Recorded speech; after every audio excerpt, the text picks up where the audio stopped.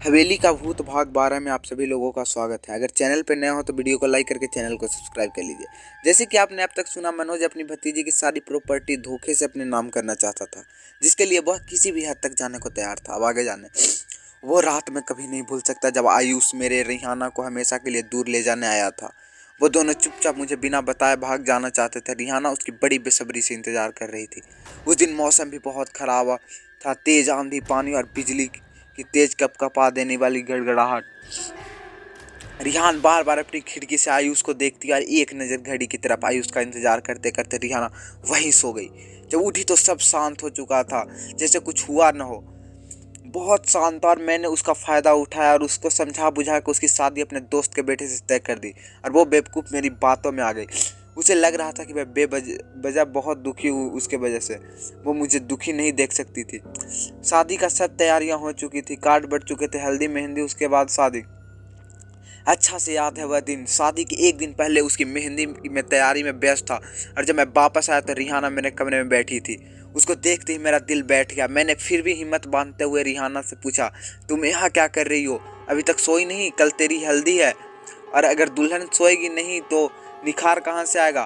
तू क्या मुझे अपने ससुराल वालों से बातें सुनाना चाहती है? मैं मुस्कुराते हुए बात को घुमाना चाहा, पर रिहाना शांत और उसके मुंह पर गुस्सा साफ नजर आ रहा था।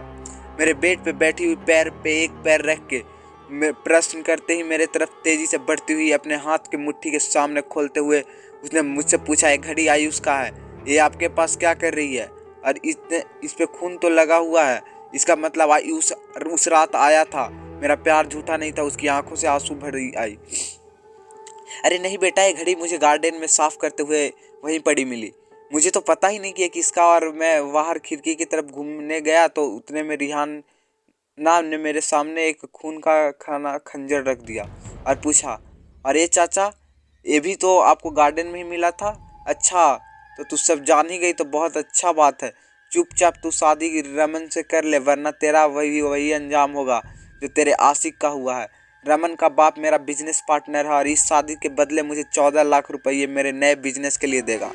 समझ में वो माली का लड़का क्या दे पाता तुझे? दर दर की ठोकर और एक जिल्लत भरी जिंदगी। उसका तो कोई खुद का ठिकाना भी नहीं था।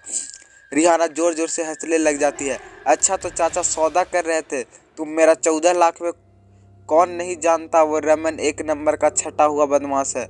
उससे तो कोई लड़की शादी नहीं करे, इसलिए तो उसके पापा अपने एक लौते बेटे की शादी किसी भी तरह करवाना चाहते हैं।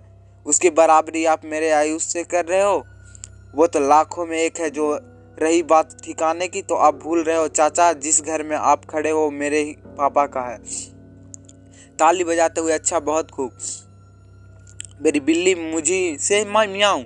मैंने तुझे इतने सालों पाल पोस के बड़ा किया और अब ये घर तेरा हो गया।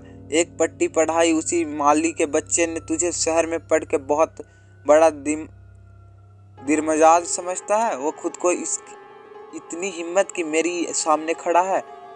मुझे कानून बता। पहुंच गया मैंने उसकी सही जगह। हा हा हा हा। क्या मतलब? आपका चाचा जी क्या किया आपने मेरे आयुष के साथ? वो ठीक है ना? बताइए ना, जो मैं सोच रही हूँ वैसा तो कुछ नहीं हुआ उसके साथ? रिहाना रोते हुए मनोज के हाथ पकड़ के पूछती है। मनोज रिहाना को जोर से धक्का मारता है। चल हट, बहुत हो गया सब ड्रामा। अब वो होगा जो मैं चाहूँगा। रिहाना जमीन पे गिर जाती है। अब आगे जानने के लिए चैनल को सब्सक्राइब कर लीजिए।